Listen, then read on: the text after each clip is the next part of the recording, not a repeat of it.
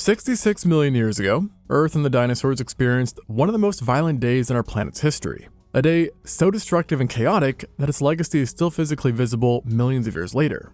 And I am of course talking about the Chicxulub crater, a massive depression on the Earth that lies within the Yucatan Peninsula and is big enough to fit the entire state of Massachusetts within it, while then also being deep enough that at the time of formation, you could have stacked multiple Burj Khalifas, the tallest building on the planet, inside of it and still not see them poking out of the rim. Now, it is just one, yet admittedly the most striking piece of evidence that exists, which proves that a devastating asteroid did in fact strike Earth during the late Cretaceous, ushering in a brand new age, and bringing the ruling dinosaurs to their knees. And it doesn't take a genius to figure out that experiencing such an impact event would have been a horrific and once-in-a-lifetime event, literally and metaphorically. But that begs the question of, what would it really have been like for the dinosaurs? Those first 24 hours when the world suddenly went from lively and green and home to the most wondrous creatures of all time, to suddenly dark and less lively. It almost seems like an impossible event transpired in just one day. But as you'll come to find out, this asteroid was not playing around. And this was abundantly clear before it even struck Earth, as the Chicxulub asteroid was a mean old chunk of space rock with roots from the outer solar system. Based on the crater's dimension, we believe that it would have been roughly the same size as Mount Everest. Yet, get this, much heavier, if that even seems possible, being bulkier and composed heavily of carbonaceous chondrite, a carbon-rich stony material dominated by both silicate rocks and metals, including iridium and platinum, which gave this thing some serious mass, as in possibly trillions of tons. But don't you worry, because this didn't stop it from being blistering fast either, as it tore through space at 20 kilometers or 12 miles per second, which for comparison is 10 times faster than the speed of a tank shell when it leaves the barrel. And because of this, by the time it was around the moon's distance from Earth, the dinosaurs only had about 3 to 5 hours left of peace and being in charge. As even then, this was a world still ran by dinosaurs, with icons like the T-Rex, Triceratops, Alamosaurus, and Ankylosaurus stomping around in North America. Additionally, people also tend to forget that these weren't the only giant reptiles lost. As in those days, giant giraffe-sized pterosaurs still dominated the skies, and giant marine reptiles prowled the depths all over the world. Yet, no matter where they were, what they were, or how big and formidable they were, nothing was safe from what was about to come. And I am sure for them, that first hour came pretty fast, as rapidly the asteroid continued to cut down a distance towards its final target, a shallow sea in the Gulf of Mexico, until finally, like a bullet, it struck, first slamming into our atmosphere hundreds of miles or kilometers above the surface. And though our atmosphere is extremely thin, the speed at which it slammed into it would have caused within the blink of an eye a blindingly bright light that would have appeared to any dinosaur who saw it as a new, yet far brighter, sun in the sky. Well then on top of that, almost instantly a large plasma trail would have formed, which possibly produced lightning-like discharges and punched a hole straight through the sky. And for everything below, there would be no time to process what was unfolding, as within just 2 more seconds, the asteroid touched down. And it was then that the gates of hell were truly ripped open. Within a fraction of a second, a massive fireball, hotter than the surface of the sun, formed, stretching out for hundreds of kilometers or miles, and vaporizing rock and creating superheated plasma as the energy of 10 billion Hiroshima nukes were unleashed all at once. And it goes without saying that anything caught in this superheated dome were simply no more. Dinosaurs, mountains, forests, you name it, poof, gone like they never existed. And it wasn't just what was caught in the actual fireball that instantly died, as the vast majority of animals within a 1,000 kilometer or 621 mile radius would have still felt lethal heat from the thermal blast, possibly seeing temperatures nearly 4 times greater than an oven's hottest setting, burning their flesh like it was made of matches and igniting everything around them. Not that they were alive long enough to witness that though. And even beyond this point, third-degree burns would have been widespread across much of Central, North, and South America, with places even as far as Colorado experiencing a thermal pulse hot enough to ignite wildfires. And though we aren't even past the first few seconds of impact, essentially everything in Mexico, Central America, and Southeast USA is now either already dead or dying, at least if they had been caught out in the open.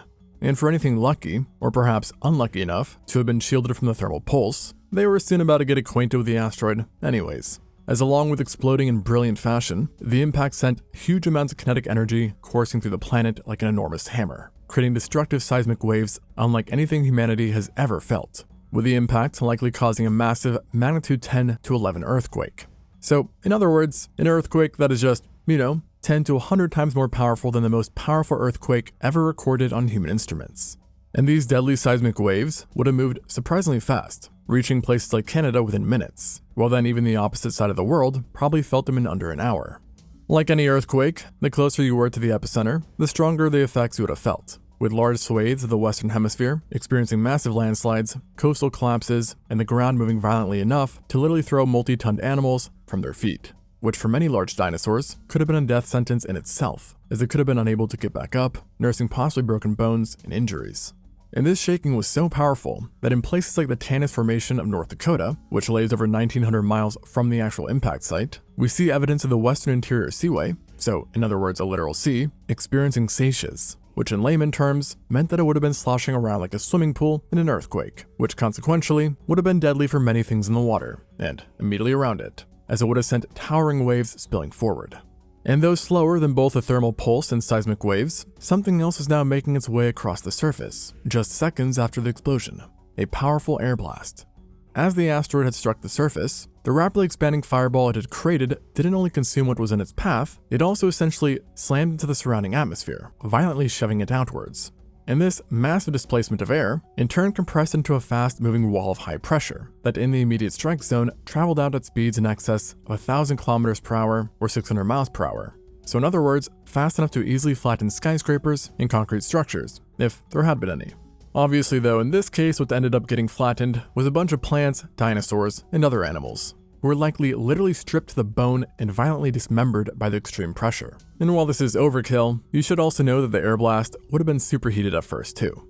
Now, as the blast wave gradually traveled further, it did start to slow down. But don't get it twisted, because it still retained a shocking amount of power, moving at hundreds of miles or kilometers per hour, and reaching places like northern Florida in about half an hour, flattening every forest in its way. And it wasn't until the air blast reached places like the Carolinas or southern Central America that it had finally slowed down to more gale or hurricane-like speeds, which, mind you, would have still caused widespread damage, albeit a bit more survivable. And ultimately, dinosaurs even farther away, or those who lived on the other side of the planet, would not end up experiencing this powerful air blast in the sense that it could have killed them, even though many would have still heard it, and it would technically continue to travel around the globe in the coming hours and days, and in fact not just once, but instead making multiple round trips. However, wild creatures on the opposite side of the planet would have been oblivious to the lethal air blast. What they did definitely feel was another violent and much more rapid effect of the impact that occurred within the first hour, and was arguably the biggest killer of all, and that was the ejecta. You see, as this giant superheated ball had pummeled Earth, it excavated a lot of material, let's say. And when I say lots, I mean in the trillion tons of gas and rocks a lot, essentially ejecting material equivalent to the weight of tens of thousands of times heavier than the city of New York. And while some of this ejecta shot out sideways, blanketing the surrounding area, the vast majority of it skyrocketed upwards back from where the asteroid came. Some of this vaporized material even exited the scene so fast that it made it halfway towards the moon, and a bit even escaped Earth's orbit. But a lot of it only briefly left the atmosphere. And as you may have learned in class, what goes up must come down. And within just a few minutes after impact, the fastest moving ballistics would have already started to re-enter the atmosphere. And just like any man-made ship returning to Earth, that stuff came down fast and hot. And when you're talking about billions of rocks raining back down, you get a problem you don't really see with a shuttle re-entry. And that's that the sky itself heated up. Kind of like how when you stand in a hot shower, even if you're not directly under the water, you still feel the heat. Only, instead of hot water drops, it was instead molten and vaporized rock, leading to a thermal pulse that engulfed the entire planet. Yet, this effect wasn't instant. We're not talking about a lamp that was suddenly switched on and everything starts burning up. No, instead this ejecta and thermal pulse moved across Earth like a wave, with places farther away being able to experience normal weather for a tad bit longer. But, just like the earthquakes, it didn't take that long for the heat to move, as even at the impact's antipode, meaning the furthest point on the planet away from touchdown, it's believed that the ejecta would have started raining down within the hour, maybe even slightly less. And with it, the opposite side of Earth would burn just the same, as the re-entry of this material basically turned the outside into a giant lethal sauna, with the heat being comparable to an oven set on broil mode. So in other words, hot enough to ignite flammable material and bake animals out in the open, on the outside, and in the inside. I mean literally, your skin would burn, your blood would boil, your eyes would melt, and every single breath you take would char your insides. So yeah, no bueno.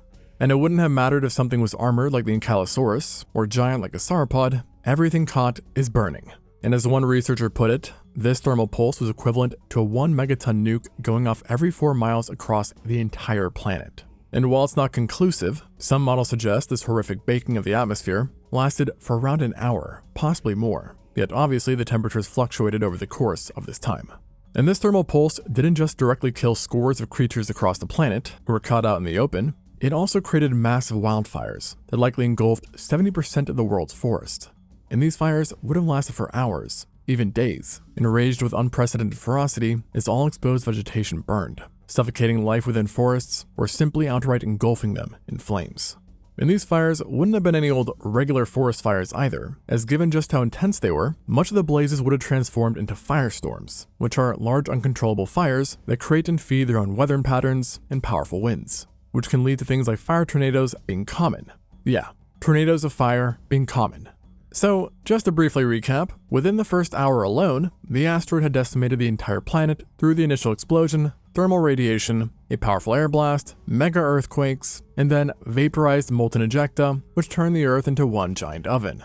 And as the second hour unwinded, things would only continue to be chaotic, despite some of the more violent effects coming to a close, like the air blast. Meanwhile, the fires and storm winds would keep doing their thing, and already at this point you notice that the air had become choked and darkened by all the ash, gas, and soot that had been released. And though the worst of the thermal pulse might have passed as well, you would have still had higher up ejecta continue raining down slowly upon the world, as about 25% of it would have settled over the first couple of hours, but it would take a whole 8 hours to get to a point where more than half of it had settled. And at this stage, we've essentially entered the slower destruction phase of the asteroid's impact, with it slowly chipping away at what remained, with that remaining amount probably not doing too well at this point. Yet, with all of this said, one of the most energetic effects that was slower than the rest, but still ongoing even hours later, were the tsunamis. Now remember, while a mind-boggling amount of land had been vaporized upon impact, the asteroid did ultimately slam into a shallow sea. And as such, it, along with the megaquakes it created, displaced a massive amount of water, forming mega tsunamis that would have decimated the coasts of Earth.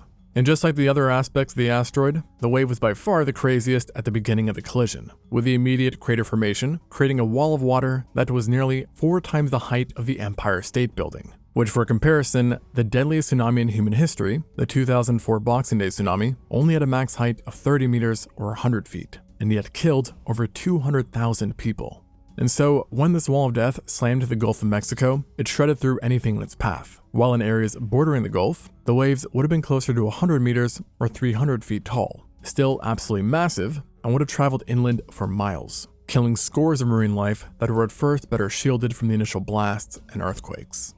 And though it was only closer to the crater that animals would have experienced waves taller than skyscrapers, distant coastlines would still get a drink from this soon-to-be global tsunami, as while the height of the waves greatly diminished over distance, it retained a boatload of energy, no pun intended, with the wave being approximately 6 miles thick, so 3 times the width of Manhattan, and carrying energy 30,000 times greater than what was seen in the 2004 tsunami that I mentioned earlier. So yeah, we are talking about a truly massive wave. However, compared to some of the other calamities seen in this event, the tsunami did move much slower, crossing the ocean at speeds roughly comparable to that of a jetliner, while the waves would have slowed even more as they approached the shore, and as such it took longer than the quakes or ejecta to spread, with it being believed that it took the tsunami around an hour to fully clear the Gulf, and over the next 24 hours would make its way across the Pacific, slamming into Europe and Western Africa. While then, thanks to a gap between North and South America, it also created a tsunami that propagated throughout the Atlantic, reaching to the shores of Australia by day's end. And in these farther areas, the waves could have been as tall as 10 to 20 meters, or 33 to 65 feet, and would have still caused considerable damage.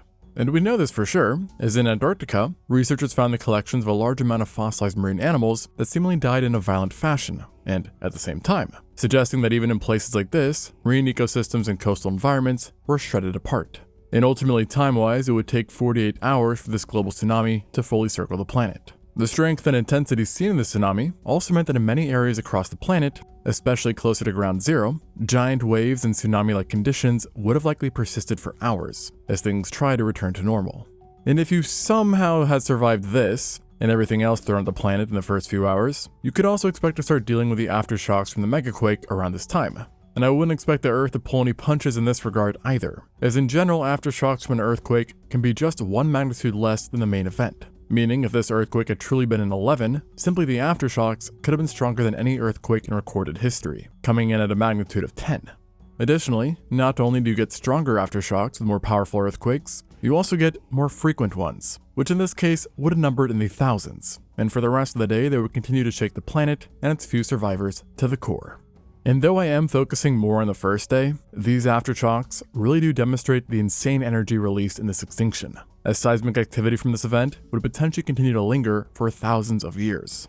Now, long-term future aside, over the following hours, the survivors of Earth would start seeing other changes develop as well. The large forest fires would continue to eat away at Earth's vegetation, causing the sky to slowly turn into a uniformed red glow, and darken as ash, dust, and more spread across the world, blocking out large amounts of sunlight. And while the air was no longer broiling hot, it would have still been unbearably hot around most of the planet, and in some places likely remained lethal for multiple hours, perhaps even longer. And one spot that I imagine this to be the case, and somewhere I definitely would not want to be anywhere near, was the crater, as despite the asteroid now being no more, the crater remained the most volatile spot on Earth. Contrary to popular beliefs, it wasn't just turned into a giant pit of volcanic lava. Rather, it was instead a large melt sheet of varying materials that was very likely steamy, glowing, and of varying thickness throughout the crater. While then for hours, the crater would have seemed alive as its walls started to collapse and large amounts of rock rushed back inward. And not so long after, rock would be joined by water, as the sea also began to reclaim the crash site, with the tsunami and waves bouncing back into it, creating large violent steam explosions and hydrothermal activity. And though the top surface of the impact site likely cooled and crusted fairly quickly, once water had resubmerged the site, deep below it was a different story, as things would stay heated for a while, far past the first day, with some models even estimating that it would take up to 8 million years for the site below this crusted surface to cool down, which is just yet another testament to how violent the space rock truly was. Now, what you wouldn't have to wait millions of years for though, was another aspect of this asteroid that most people tend to overlook, which is, because of the earthquakes and the initial shock, you don't just get rock and water being forcibly moved around. Everything is given a good shakedown, and that includes every single volcano on the planet, be that on land or underwater. And we already know that even now, earthquakes can trigger volcanic eruptions, and so the same process obviously applies to back then as well. Obviously, it is hard to tell just how much volcanic activity the asteroid triggered, but let's just say it surely would have caused some. So basically, any dinosaur who survived the initial first few hours, who are now wandering through this burnt wasteland, wouldn't need to just worry about lingering fires, smoke, tsunamis, aftershocks, and finding scarce, viable resources. They'd also now have to be weary about a volcano exploding in their face. And given the fantastic visibility with all the smoke, ash, and soot in the sky, they probably wouldn't even have a chance to see it coming. So I hope by now it's starting to become a little evident as to just how a space rock really could kill all the non-avian dinosaurs, and in a very rapid manner at that, as by the end of the first 24 hours, the majority of them were super dead, as well as scores of marine life and others. Because you can't forget, it wasn't just the non-avian dinosaurs who went extinct. The Earth lost over 75% of all of its marine and terrestrial species, not just dinosaurs. And for those oh so very few survivors, the ordeal was far from over. Because even though the Cretaceous extinction is known for being quick and brutal compared to other extinction events, it still extended well past one day. And that, my friends, is when you see a new killer emerge. The so-called nuclear-like apocalyptic winter, wherein all that material that blocked out the sun lowered temperatures around the planet and prevented organisms from completing photosynthesis, leading to wide-scale food chain collapses even in communities that at first were well protected. Now, we don't know how long this winter ended up lasting, but recent estimates suggest that it was a duration of years, possibly over a decade of just sadness, darkness, and withering away. Yet, truthfully, I'd rather spend years in this post-asteroid world than have to endure those first 24 hours. Thanks for watching, and until next time, on ExtinctZoo.